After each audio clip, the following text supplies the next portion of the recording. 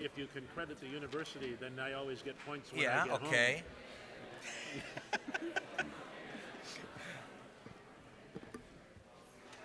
Here's a cheat sheet. Whoops. Okay, thank you. School of Journalism and Communication. That's right. Good luck to us. Yeah. Good luck.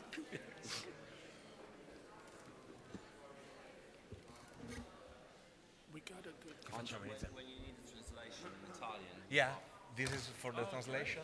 Fantastic. you can use it.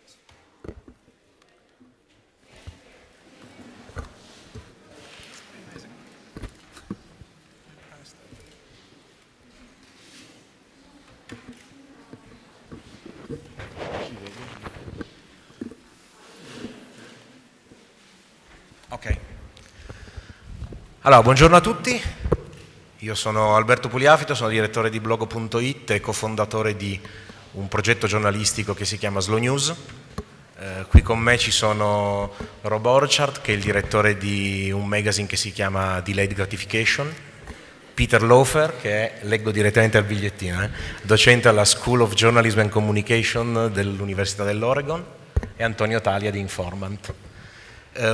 Oggi parliamo di slow news e rivoluzione lenta. Mentre stiamo facendo questo incontro, su internet vengono pubblicate tonnellate di contenuti, è quella che si chiama overload information, o che noi abbiamo chiamato con Antonio infobesity in un libricino che abbiamo fatto per Informant. Vedete, uno di questi contenuti che viene pubblicato è anche quanti contenuti vengono pubblicati in un secondo. Questa è una pagina che continua a contare, facendo delle chiamate ai vari servizi di social network, quante condivisioni su Instagram vengono pubblicate mentre stiamo parlando, quanti post su Tumblr, quante mail, quante chiamate su Skype, quanti tweet. È un flusso infinito che in certi casi, come ha fatto Facebook, è stato chiamato addirittura newsfeed.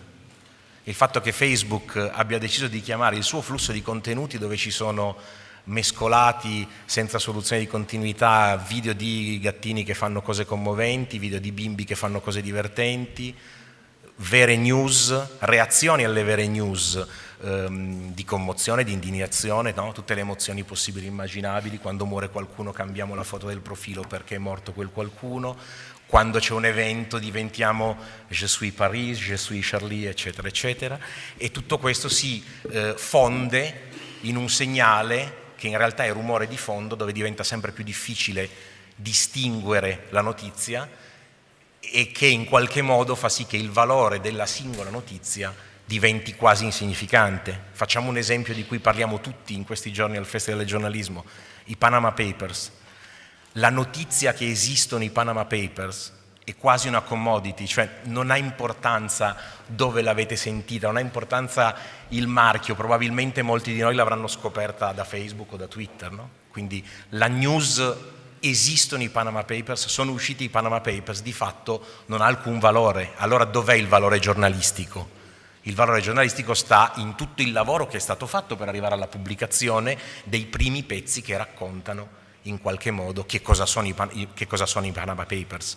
Quindi il valore giornalistico si misura in spiegazione di contesto, spiegazione delle parole difficili, spiegazione dell'impatto che ha sulla mia vita di cittadino la notizia che esistano i Panama Papers, tentativo di avere in qualche modo appunto impatto e rilevanza, no? Unire i puntini. Questo è il lavoro che deve fare il giornalista, non semplicemente dire sono stati pubblicati, c'è stato un leak, una fuga di notizie ed esiste questa cosa qui. Il giornalista deve unire i puntini e probabilmente già oggi lo è, ma in futuro sempre di più dovrà anche diventare per il proprio pubblico di riferimento, i propri pubblici di riferimento, in qualche modo un curatore di contenuti. Per esempio con i miei colleghi di Slow News noi facciamo proprio questo, no? Facciamo una piccola newsletter a pagamento di pura curatela editoriale, a pagamento forse una notizia, nel senso che esistono delle persone che sono disposte a pagare per leggere dei buoni contenuti, ed è pura curatela editoriale di cose belle che troviamo su internet che magari non hanno una diffusione su Facebook o su Twitter come pensiamo meriterebbero, no? Poi si potrebbe capire anche se avere tanti like su Facebook vuol dire che un pezzo è stato tanto letto o semplicemente che le persone hanno cliccato il mi piace senza leggere niente. In tutto questo noi abbiamo avvertito, e le persone che sono a questo tavolo in sensi molto diversi tra loro ma comunque comuni nell'intento, abbiamo avvertito l'esigenza di rallentare, perché siamo convinti che sia necessario farlo. Allora la prima cosa che chiedo a Peter, che è autore tra l'altro di un libro che si chiama The Slow News Movement, che è uscito in Italia nel 2011, vorrei chiedergli se ci può spiegare dal punto di vista teorico che cos'è lo Slow News Movement, perché nel 2011 ha sentito l'esigenza di scrivere questo libro e da allora a oggi se abbiamo rallentato oppure no. Yeah, absolutely we have not slowed down. And first of all, it's so nice to be here, and thank you so much for the invitation, because we should just slow down a little bit, yeah? And the question I'd like to ask all of you first, in order to answer your question, is who read the newspaper this morning? 1, 2, 3, 4, 5, and how many of us are here? Maybe 100, a couple of hundred. And I ask this question often at the university. And earlier on this trip, I was in Berlin, and I was working with journalists at the Springer Verlag and asked this question. And not who read the print newspaper, but just who read a newspaper. And I think that plays to the answer to your question a lot, and that is it's not just the fault of these nasty Facebook guys shoving stuff at us fast. It's the fault of us. And so I started thinking about this theoretically, writing the book, because I was watching how we have allowed ourselves to get sped up and teased and tricked to want information more than journalism, more than substance. And we are triggered by more and more and more. So a couple of examples of this. Last evening in the bar in the hotel, what's the name of our main hotel? Yeah, thank you. My Italian's still a little rocky. I've only been here for a day. And I sat down there, and of course, here we are in Italy after a week in Germany. So we arrived at the hotel, and I bought a glass of Prosecco for my wife, Sheila, here, and for myself, and we sat down and toasted each other, arrived in Italy, and everybody in the bar was on this stinking machine.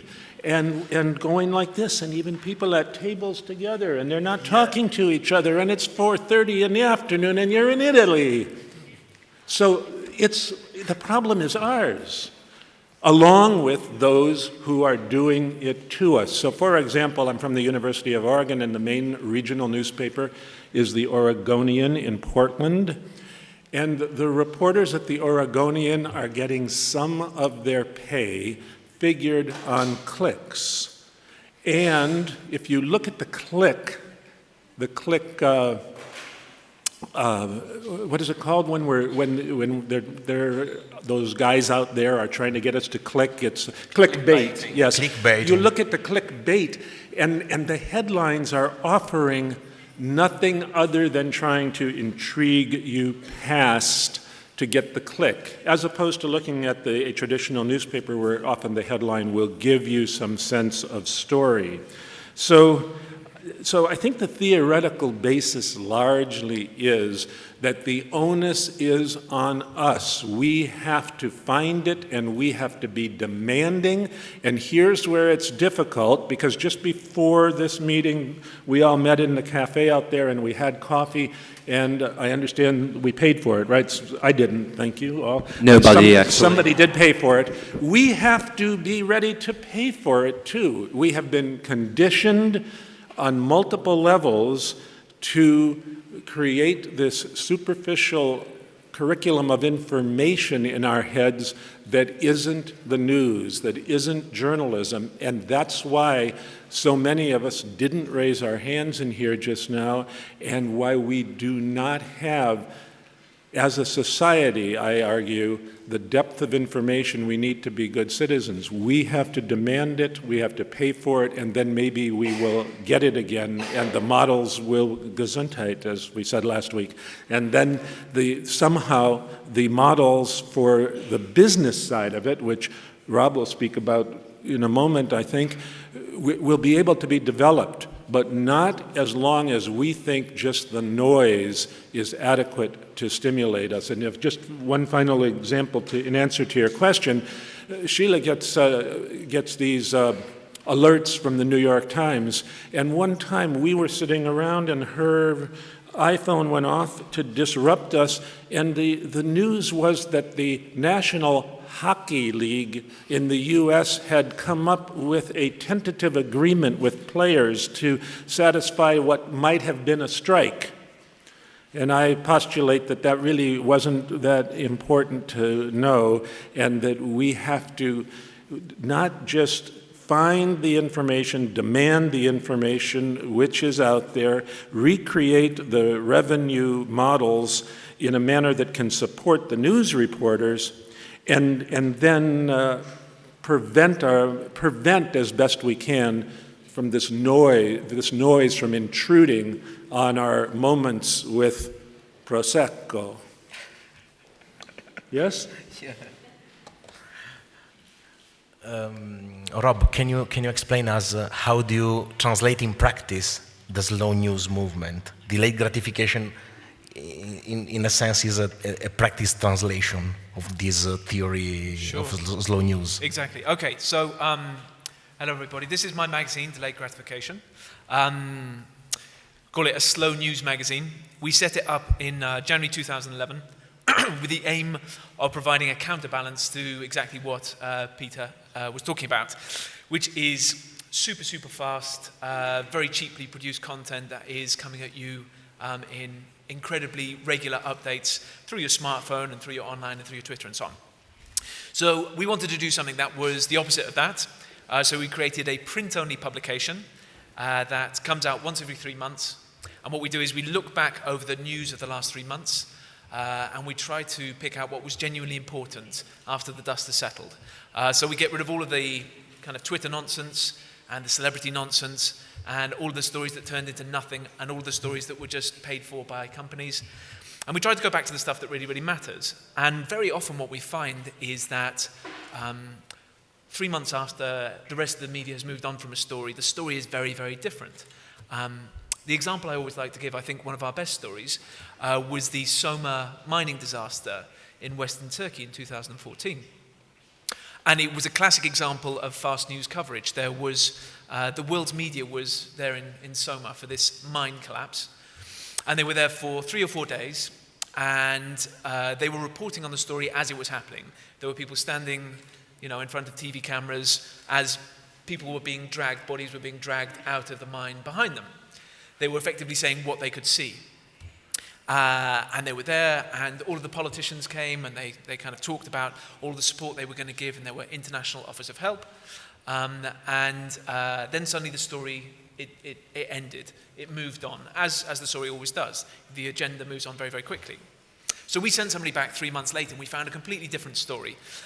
We found that all of the offers of help and support had disappeared.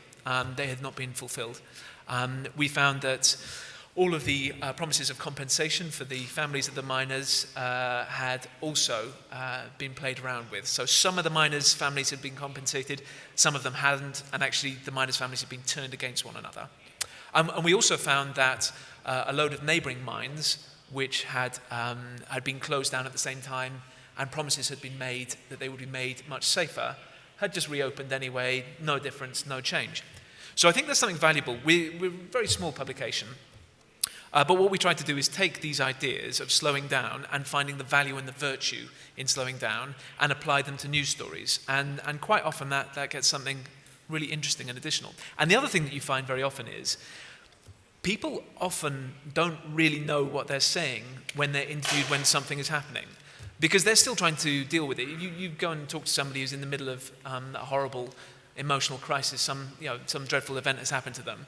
Their first knee-jerk reaction is very rarely what they end up thinking. So what you get when you actually slow things down, when you take time and you report afterwards, is you get people's considered views once they've had a chance to process and think things through. So there's merit in that, and we are building an audience around that, and a magazine which is free of advertising, and the idea is that it's always going to be supported uniquely by its readers. I find it awesome when you say we are the last to break news. Yeah. Yeah. This is the thing, yeah. So there's, I mean, it's a niche product. Yeah, it's a niche. And of course, you're not going to stop wanting those updates. Of course you are when it all happens. But sometimes you just get sick of it and just think, can I just unplug? And it's like your hockey story. You know, if nobody had told you about that, it would have made no difference to your life at all. And you know, you get to a stage where you're looking at live blogs. You could spend your entire day looking at live blogs and still not really feel that you have resolution. Or you could just wait and kind of block it out for a while and wait for somebody to come back and say, actually, none of that was important. This was the stuff that was important. Antonio. Sì, buongiorno a tutti, grazie ad Alberto per l'invito e ovviamente grazie al Festival di Perugia. Io sono Antonio Talia, sono uno degli editor di Informant. Informant è una casa editrice digitale specializzata in reportage che poi pubblichiamo tanto in formato di ebook che in formato di long form di web stories, quindi appunto informazione molto lenta. Posso chiedere? Grazie. Dunque, anche noi siamo attivi sul fronte di quelle che sono le notizie, diciamo, più lente, più ragionate e in particolar modo cerchiamo di dare una struttura in qualche modo narrativa alle storie che pubblichiamo, quindi alla non fiction che pubblichiamo. Però essendo tutti quanti anche degli attenti lettori di fiction, nel dicembre di quest'anno siamo rimasti molto colpiti da quello che è successo. Ecco, questi sono i distillati, bestseller da leggere nel tempo di un film. Diverse case editrici italiane hanno lanciato i distillati. Di che cosa si tratta? Vi leggo brevemente quello che dice il claim della pubblicità. Nascono i distillati, da oggi puoi leggere i bestseller più appassionanti tutti d'un fiato. Un'occasione senza precedenti per goderti il meglio della letteratura internazionale in meno della metà delle pagine. Quindi sostanzialmente hanno preso dei romanzi che erano già di per sé abbastanza lunghi e li hanno tagliati di 2/3. Non so se hanno tagliato le scene di sesso o quelle di azione, suppongo di no, però questo è il risultato per cercare di invogliare la gente un po' a leggere di più. Il risultato è che, come sempre avviene su internet, si sono scatenate un pochino di battute. Per esempio, non lo so, cioè a questo punto possiamo dire che i Promessi Sposi si può riassumere in un tweet: 2 giovani vogliono sposarsi, ma alcuni si oppongono. La peste uccide i cattivi e risolve il problema, che mi sembra anche una buona maniera di mettere giù la questione e risolverla. Se devi tagliare il libro di 2/3, a questo punto farlo diventare un tweet. Oppure, non lo so, Moby Dick può diventare di Herman Melville: a uno gli prende la fissa di pescare una balena bianca e passa un sacco di guai. Fine. Possiamo continuare questo gioco un po' all'infinito. La questione è che nel momento in cui poi questo processo non si applica solamente alla fiction con tutti i danni che possiamo immaginare, di fatto ci siamo fermati un attimo, io e gli altri soci di Informant abbiamo detto: scusate un attimo, ma questo è esattamente quello che succede anche con le notizie. Per esempio vi invito a leggere questo primo titolo. Liste Roma, ci sono i pivetti, i falchetti e gli antimarino. A questo punto mancano anche il gatto, il topo, l'elefante e i 2 unicorni, poi si chiude anche con Ilaria Cucchi benvenuta. Non si capisce assolutamente nulla, probabilmente questo è un tipo di notizia che è stato generato molto velocemente, sicuramente non interessa il lettore perché prima non ci capisce nulla, non viene fornito un contesto, non si è in nessun modo interessati ad approfondire. La seconda è un titolo sulla Libia, nel quale effettivamente viene data una notizia, cioè è stato violato l'embargo internazionale in vigore dal 2011. Poi, da chi? Alcuni individui, aziende, società e paesi hanno venuto armi alle varie fazioni che combattono in Libia. Manca un po' un contesto, non si capisce bene di che cosa si parla, anche qui insomma si rompe un po' il patto tra giornalista e lettore. E infine c'è la terza, che è una notizia brevissima di cronaca. Bologna, studentessa invita parenti alla laurea ma scompare, ritrovata a Milano.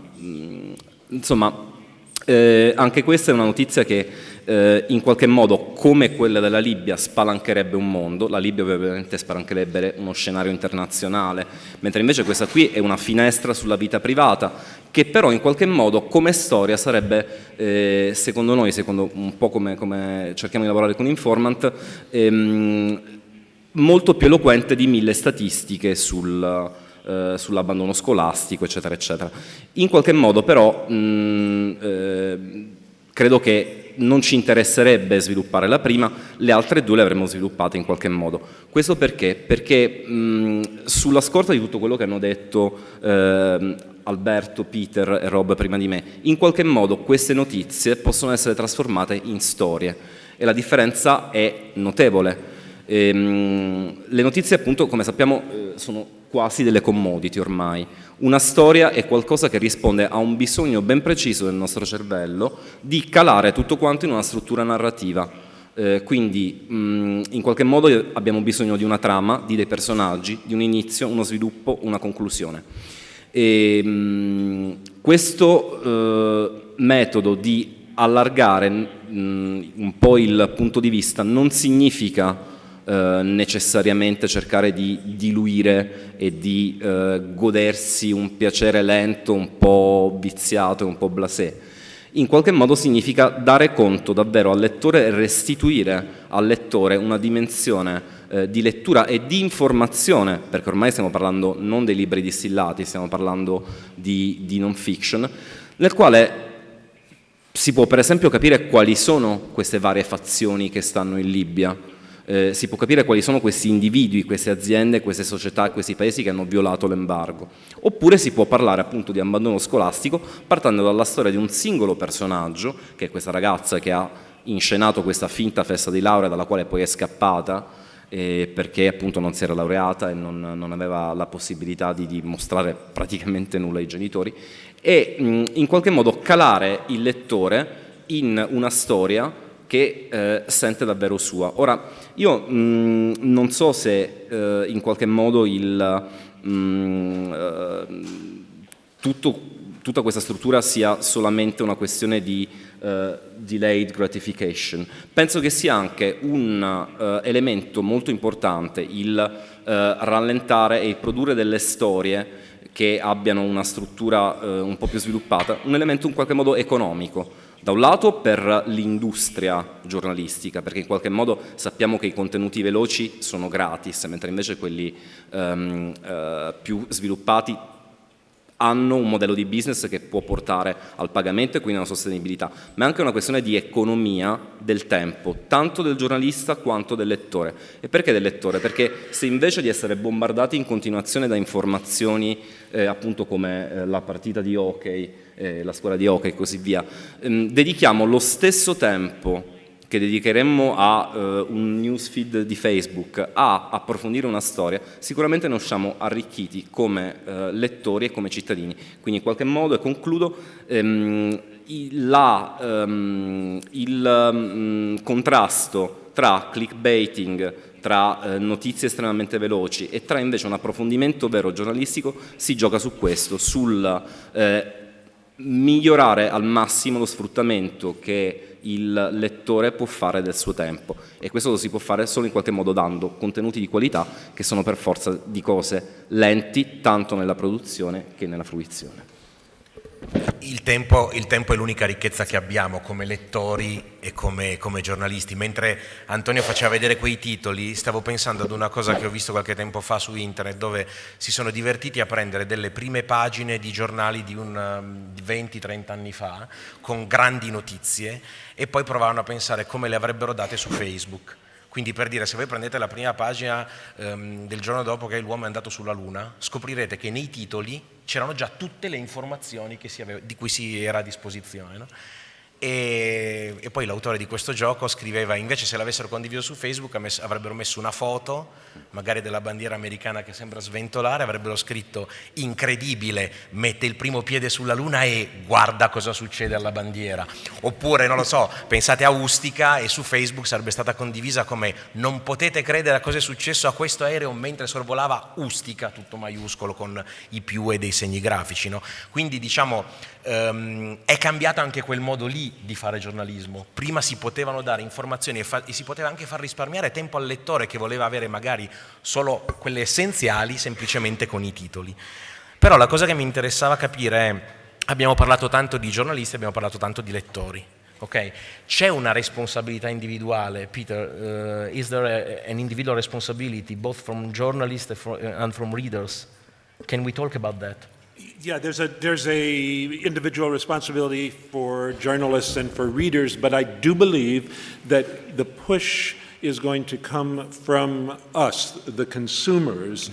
And we are both at this table, the consumers and the journalists. We need to be responsive to the consumers' needs, but we also have to figure out ways to lead, to educate. It's not unreasonable, it's not arrogant to suggest that journalists are providing a role model for what's of value. And what's going on currently too much is just that noise. So an example of what we as news consumers ought to consider is how much do we need to know what? And an example that I use is I was on my way from the airport in Los Angeles to a story I was working on in the Mojave Desert. It was about a 2-hour drive. It's a gorgeous countryside, and it was at the time of the shooting in the elementary school where many very young children were killed. And I was listening to a jazz radio station in the rented car, and there's an all-news station in Los Angeles. The story hit when I changed just to find out what was going on in general to the all-news station, and then I had to make a decision. Was I going to spend 2 hours hearing exactly what Rob was talking about? Bits of information, because this was a breaking story, and just as was the case in the mining disaster, details were not known as it was breaking, and there was a lot of misinformation. We learned later, it's understandable, it was a chaotic tragedy. Was I going to interfere with this experience I was having with being bombarded by this negativity, or would I turn back to the jazz station and figure that later in the day, I don't want to be the proverbial ostrich there and put my head in the sand, but did I need to ruin that moment for something awful that was going on 3,000 miles away, where blessedly I had no personal connection other than caring about other human beings? Couldn't I just delay until later, also delay and find out probably more consequential information? So that's an example of where the onus is on us, I believe, as consumers. But the onus is also so much on us as journalists. And part of that problem is the big story syndrome. So when something happens like the mining disaster, we as an industry, as a profession, tend to send, understandably, an incredible number of people to cover what is something that's going to be reported basically the same way as it's breaking, rather than going back 3 months later and finding more substantive detail that can be of societal value. And if we do that, if when Michael Jackson dies and 5,000 journalists and their support crew literally are accredited for this funeral, and by the way, Michael Jackson was still dead, if we're going to do that, might we consider a change in our model that may bring more people back to us, and maybe we can figure out a way to make some more money so that we can support ourselves in what we do, which is important, and allow the fact that a few journalists can cover Michael Jackson's death, and somebody else can go somewhere else in the world where something important is going on that we don't know about, because it is like the tree falling in the forest. Ok, Rob, talking about consumers, Yes. which is your business model? Is it sustainable, or is it only about niche? What can you say us about that? Well, I think that niche probably is the way to do sustainable news journalism. I think that the days of printed newspapers are probably very much numbered, and it's very, very, very difficult to get anybody to pay for daily news content because there's so much of it for free out there. That's going to be almost impossible to do. I think that argument about having to pay for your news every day, that's lost, that's difficult.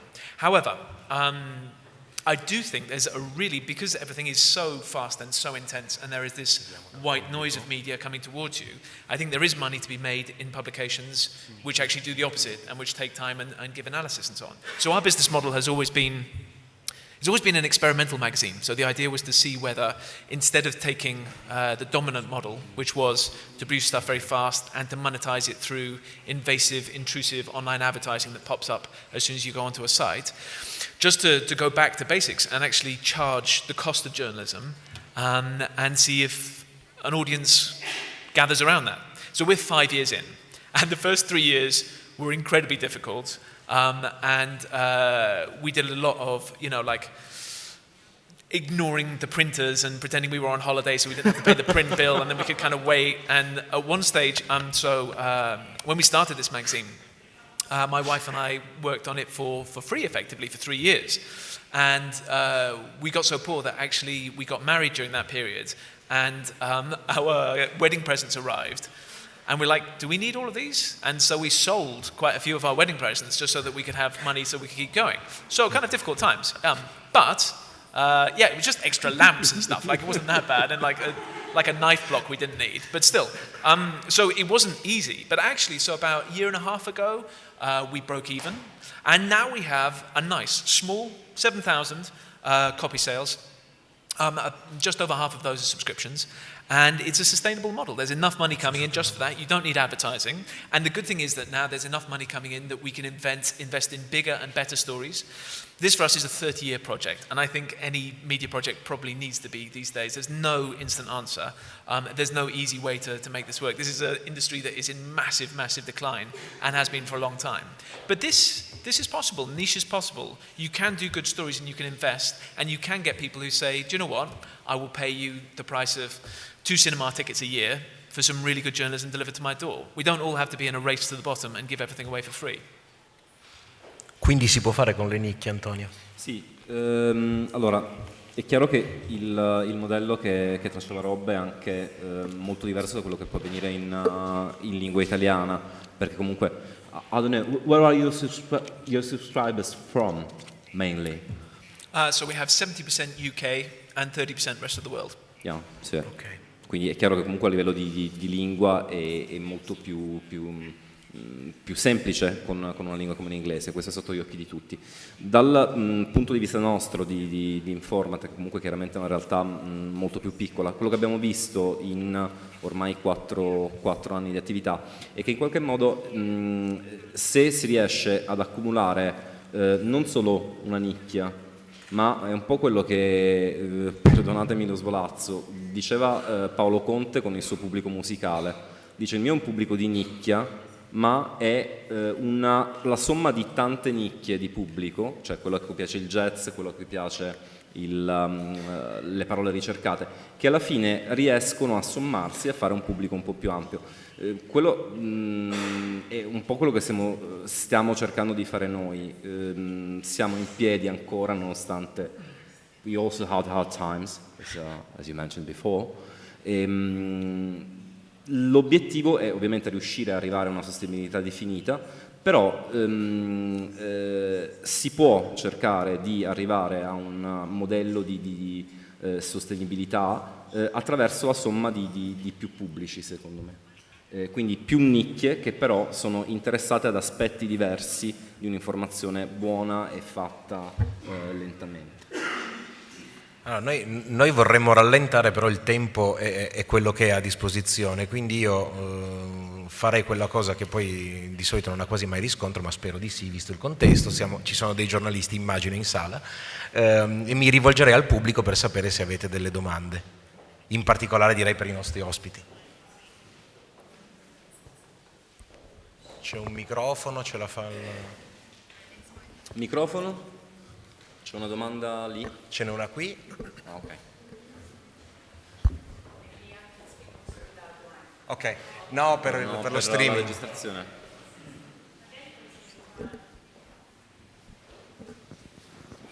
Oh, sorry, I didn't realize. Sorry, man. Hello. So I just wanted to make a comment and to make a question. The first thing is that we actually noticed that one of the only news shops right here in the corner are closed. So it's a very interesting thing considering that we are on the International Journalism Festival and we wanted to buy a print newspaper, so it's quite impossible and it's a curious thing on this particular day. And the second thing is, I wanted to ask you, how do you inform yourself? What is the first thing that you do in the morning? Do you have a news aggregator? Do you read the newspaper? What is the first thing that you do in the morning? Yeah, good question. That might be the question for all of you. Thank you. Okay. That's a good laugh. Who's first? Oh, if you want, we can... Sure. So I read 2 newspapers. First thing in the morning, I read the Times so I can get my centre-right news, and I read the Guardian so I can get my centre-left news. And then we try to at the office. We have quite a lot of kind of foreign publications coming in. We try to read very, very broadly, and we have a big wall where we write up all the stories and we start taking them down as and when they're not kind of important. But I just want to say something about the. You're right. The newsstand is incredibly difficult model to make work. And we have the same problem in the UK. So the newsstand is very difficult to get onto, and it's filled with really crappy publications that are sold at below the cost of production because they're the kind of the old model and it's just completely ad-based. So it's very difficult. However, what we found is that subscription seems to be the thing that people are really interested in these days. So subscription is fantastic. You get to keep people in year by year by year. And a lot of publications now seem to be building more almost like of a membership rather than a subscription. So that's what we try to do. We have lots of really nice free events for our members at museums in London, and we give free classes in making infographics and doing photojournalism and things like that. And that seems to be part of it, because if you can then build a group of people around an idea as much as around a product, I think that's probably the way forward. Certainly newsstand for us, because we don't have any advertising, we don't actually make any money on it, really. It's almost more just a kind of a marketing thing for us. So I get up in the morning and I brew a cup of tea and I go out on the deck and I sit quietly looking out at the trees and listen to the birds sing. And birds? Yeah, the birds, yeah. I get up in the morning. The New York Times, we live in a college town in rural, more or less, Oregon, yet the New York Times prints in Seattle, trucks it down, and it's delivered early in the morning. So I have the New York Times and the local, unfortunate, pitiful regional newspaper, the Register Guard, which is a Eugene paper, and I'll spend time reading the New York Times, listening to National Public Radio while I'm reading the New York Times. Then I'll spend 1 minute looking at the Register Guard, which is mostly crime news, and hope to find some local news. And then on my drive down to the university, I will often listen, it's only about 5 minutes, to Rush Limbaugh, which is the right-wing talk maniac, news-oriented, loosely. Psychopath. And it's really important, but it's one of the premises in the book is that one of the things in that onus that we need to assume, I believe, is to look at different points of view, as you do, even if it's only slightly right and slightly left. I like to look, in order to stay in touch with President Trump, the very hard right wing. Thank you.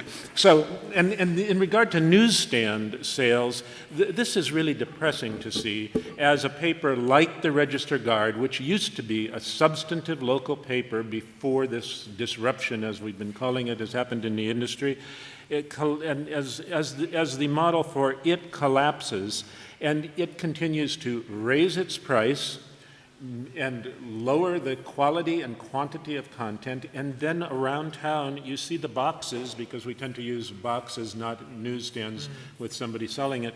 The boxes are empty. They're abandoned by the company. They're not expecting to sell street sales any longer. As you say, Rob, unfortunately it seems that print product is going away. Domanda difficilissima, anche perché io devo mediare con il fatto che dirigo una all news online, ok? Quindi per una lunga fetta di questa mia vita lavorativa sono rimasto convinto del fatto che in qualunque momento della giornata dovessi sapere esattamente cosa stava succedendo in quel momento. Quindi ho passato un periodo della mia vita in cui ho usato le news probabilmente come un tossico utilizza le sostanze, ok? Le news diventano una sorta di addiction, di dipendenza, probabilmente sono veramente tossiche. E quindi cosa facevo? Mi alzavo la mattina, la prima cosa che facevo era smanare sullo smartphone su Twitter, poi aprivo Facebook, poi ovviamente avevo le mie selezioni, quindi guardavo i feed reader e poi accendevo un all news e la lasciavo accesa per tutto il giorno fino a che non era finita la mia giornata lavorativa, e spesso arrivavo alla fine della giornata e mi dicevo: che cosa ho imparato oggi? Niente. Allora poi ho capito che intanto il fatto che la redazione di Blogo fortunatamente è organizzata lavorativamente non richiede che io sappia tutto quello che sta succedendo adesso, anzi spesso se io mi astraggo da quello che sta succedendo adesso poi magari posso dare una mano ai miei giornalisti a unire i puntini, ok? E quindi ho iniziato a fare una dieta detox, ho disinstallato tutte le applicazioni dal telefono tranne il telefono. Okay? Ho tolto WhatsApp, non leggo più le mail, ho tolto Facebook, ho tolto Twitter.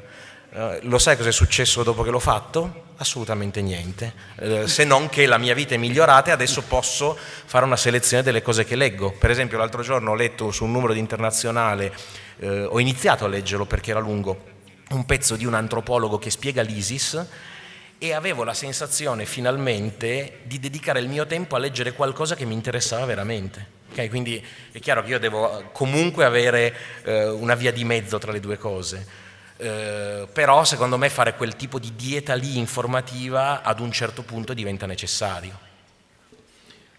No, io inizio la mattina con un servizio molto simile a quello di Slow News, nel senso che leggo Quartz appena arriva la mattina, perché comunque ti dà una panoramica della giornata, di quello che è successo mentre dormivi o di quello che sta per succedere, però non si tratta di breaking news in qualche modo, cioè non c'è solamente la notizia sparata, ti dà un contesto e in qualche modo appunto una forma di curatela della notizia, quindi la notizia è già stata trattata, raffinata e riesco a capire di che cosa si sta parlando. Non ho fatto il detox che ha fatto Alberto, ammetto di essere ancora abbastanza dipendente dalle notizie, però devo dire questo, cerco comunque secondo me con un'ottica molto ragionata. Non è vero che le porte si lasciano spalancate al bombardamento delle informazioni e le breaking news, si possono lasciare le porte socchiuse con una selezione molto precisa degli avvisi che ti arrivano sul cellulare, sull'iPad eccetera, puoi rimanere informato in tempo abbastanza reale senza farti ingoiare dal flusso continuo delle notizie. Basta selezionare quello a cui si è interessati banalmente. C'era un'altra domanda là? Due. Salve, allora io mi sentite? Mi chiedevo una cosa, questa attitudine allo slow journalism può uscire dalla nicchia, nel senso io sono un lettore esigente, sono una giornalista, sono un lettore esigente e nella mia vita cerco di portare avanti questo credo, cerco di non farmi bombardare dopo anni di tossicodipendenza, anche io ho operato, insomma. Sta diventando un raduno... Sì, no, ma io ho sentito che i dirigenti della Silicon Valley, i dirigenti di Google, insomma tutti quelli che hanno creato questo che il rumore che ci bombarda, loro fanno una sorta di Shabbat tutte le settimane per disintossicarsi e per riuscire a guardare il web con lo sguardo giusto, no? E credo che sia una cosa a cui dobbiamo arrivare tutti, però ormai penso che abbiamo forgiato, a parte un lettore nuovo che è giovane e che è distratto e che riesce a farsi prendere solo da questo tipo di bombardamento, diciamo, e abbiamo forgiato dei nuovi modelli imprenditoriali, perché i giornalisti ora vengono pagati sulla base del clickbait e nelle redazioni, anche nelle più serie, ci sono le figure che vengono assunte solo per scrivere notizie strane, in modo da attirare sui portali quanti più lettori possibili. Lo slow journalism può riuscire a uscire dalla nicchia e a influenzare davvero il mondo dell'informazione, o per noi, io ne parlo come professionista del settore, devo per forza indebitarmi per non riuscire, perché devo riuscire a vivere degnamente e lavorare, devo cedere per forza a questo ricatto del rumore, o secondo voi si può fare, può essere un modello di business sostenibile in futuro, avere qualche testata, qualche editore che investa su questo? Secondo me, la dico brevissima e poi lascio la parola ai nostri ospiti. Secondo me può essere sostenibile e non ha bisogno di uscire dalla nicchia. Ok? Cioè, anzi, se diventa di massa è un problema, perché deve rispondere probabilmente ad altre logiche. Rob? Yeah, so I'm still getting the Yeah? translation. Okay, I'm sorry. That's a very good question. Yes, slightly I agree that it's fine within a niche, because actually all you need to do within a niche is have the courage to charge people what good journalism costs. And actually that's an argument that is, I think, increasingly being won. So that's a positive.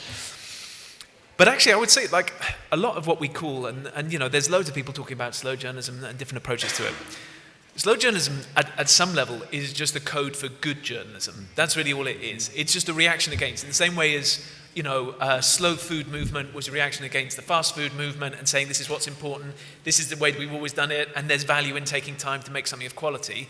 Slow journalism is the same, it's good journalism. And actually, there's a lot of really exciting, good journalism coming out. You know, I would say that there's been a huge explosion in podcasts that are actually doing some amazing in-depth, long-form, long-term journalism. We're seeing in the UK a renaissance in small independent magazines who are really starting to invest in it. I don't know if it's the same thing here. And there's this kind of new vogue for long-form, which I don't really understand, and I don't know if it's going to last, but it's a positive sign. I think always the pendulum swings back. So we've had 5 years of pretty ferocious clickbait, nonsense, you know, kind of monetizing people just by getting them kind of to look at something because you put the words Kim Kardashian in a title, you know, of a story about Syria.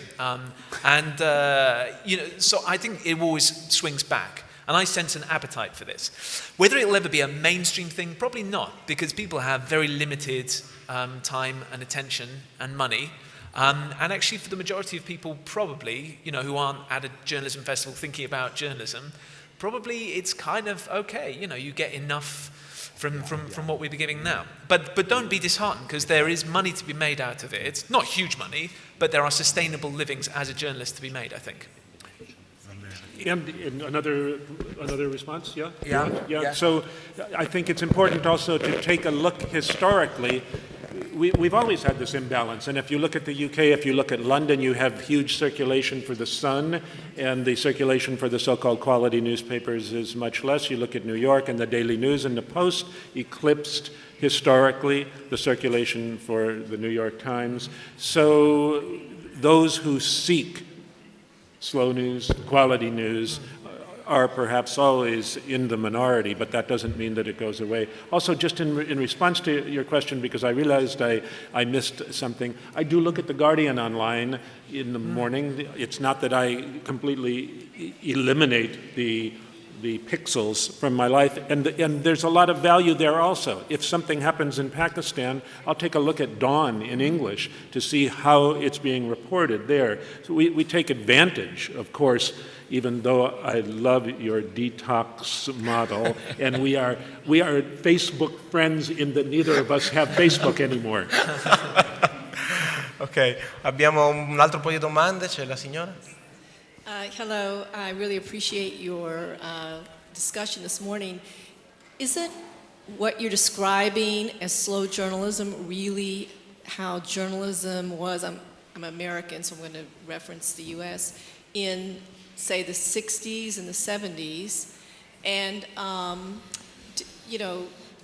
do you really think that it's feasible? I mean, it's completely laudable, and I hope it happens. Is it feasible, really, given every generation beyond us who is brought up on devices, that there'll be a sea change in how journalism is consumed? May I? Just an idea. Ok, rispondo in italiano. Io non credo che abbia molto a che vedere solamente con la tecnologia, quindi è vero che in qualche modo, secondo me, un po' tutta l'idea di slow journalism è un ritorno al racconto come quello al quale faceva riferimento lei, quindi il giornalismo americano anni 60, ma anche in Italia avevamo degli ottimi modelli, ci siamo dimenticati di gente come Guido Pallottelli che faceva dei reportage eccezionali e molti altri.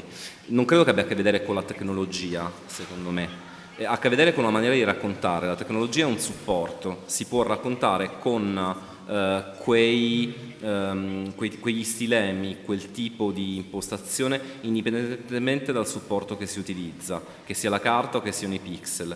L'importante è tenere presente, secondo me, che bisogna raccontare una buona storia, prendersi il tempo di raccontare la storia con i suoi ritmi, andare in profondità dei personaggi che sono coinvolti, delle spinte che li muovono e in qualche modo riuscire poi a fornire un contesto. Il supporto non credo che sia fondamentale. Yeah. Just my 2 cents. I have a question about how you actually do this as a news organization. I work for ProPublica. We are a sort of slow news organization by practice, if not intent. And one of the things that we struggle with is, how do you, not struggle with, think about, is how do you build an audience when you have such a slow publishing cycle? When you produce very little content on a regular basis, how do you build an audience? And I know that delayed gratification, you guys do a lot of social media work to build that audience. You have Instagram and Twitter and all these other things. So how do you balance the need for slow journalism with the sort of dynamic environment that we're in? Sure. Actually, in terms of social media stuff, that's really a very recent thing that we started doing. So if you look at our Facebook timeline, it sort of says, January 2011, we've launched. And then there's nothing, and you just scroll for 3 years through like the tumbleweeds, there's nothing on there. And for a long time we were just like, well, why would we do kind of, social media? That's just daft. And then actually we got somebody in their 20s who came and worked with us, and they're like, actually, if you want to sell print subscriptions, this is a very good way to meet people. So you're right, yeah. We like, relatively speaking, we're 120 pages every 3 months, which is a tiny amount of content. So what we try to do in between times is we have kind of, blog stuff, newsletter stuff, lots and lots and lots of kind of meetups, trying to foster a genuine sense of kind of community because you've met people and it's part of the movement. But actually, I think for a small publication as well, I mean, it's very, very, very difficult to get visibility. And particularly for us, it was because we were 5 journalists who set this up, and none of us had any experience in marketing or subscriptions or accounts or any of the stuff that you actually really need to know about. And for us, I think it was just a question of that Woody Allen thing of 90% of success is just turning up. I think it's just like continuing to publish somehow, and then eventually you get your head above the water and you kind of get known. And by the way, so I ought to kind of filter all of my comments through the prism of the fact that like we are a tiny publication. We're trying to do some good work, but obviously we are kind of dwarfed by lots of other people who are doing some fantastically good work. And I think we stand in awe of all sorts of publications and things like ProPublica as well, doing this kind of day in day out fantastic stuff. We are to a certain extent the seagulls following the trawler, I think. Yeah. Hi, I'm Shujoy Gupta. I'm an editor of a newspaper in Goa, India called Herald. My question is that there are a lot of mainstream publications who are also doing slow journalism in the way that you guys are doing. For instance, the Sunday sections of many of the papers, the opinion columns. So in the sense that, isn't that a challenge? Because you see bigger publications, bigger websites, and there are other long format publications also, which are indeed kind of looking back or stepping back and looking at things in a broader perspective and doing slow stuff. So again, getting back to the outdated question, even 3 months later, would you still have a publication or a website which would have done exactly what you've done maybe a month ago? Oh, that's interesting. I mean, I suppose the answer to that is sometimes yes, but also there's no limit to the number of stories in the world, and actually a tiny, tiny percentage of them are kind of gone back to and followed up on. Some of them you don't need to. So the Chancellor of the UK announces the budget. That's really that's been analysed and it's been done to death within kind of a couple of days, and there's not much more to go back to. But actually there are lots and lots of events that it is worth going back to, and there's so many of them that that's not really a problem that we face very often. No, playing devil's advocate, my point here is that mainstream publications are also doing the same thing, or trying to do the same thing on a weekly basis or a fortnightly basis. They also go back and analyze an event which they've covered, live, and they go back and interpret and go in depth. I'm just trying to ask, is that a constant challenge? Because I faced it myself. I launched a weekly magazine after doing daily for a long time, and then going back to daily because I felt that wasn't really working. I mean, that may be my own individual experience, but don't you sense the fact that even other publications that are doing live minute-to-minute stuff, they also have sections in the paper which... No, it's fine. You just need to find new angles. I mean, there's no end of new angles on stories, are there? And new approaches to stories. So I don't particularly find that a problem. No, you guys.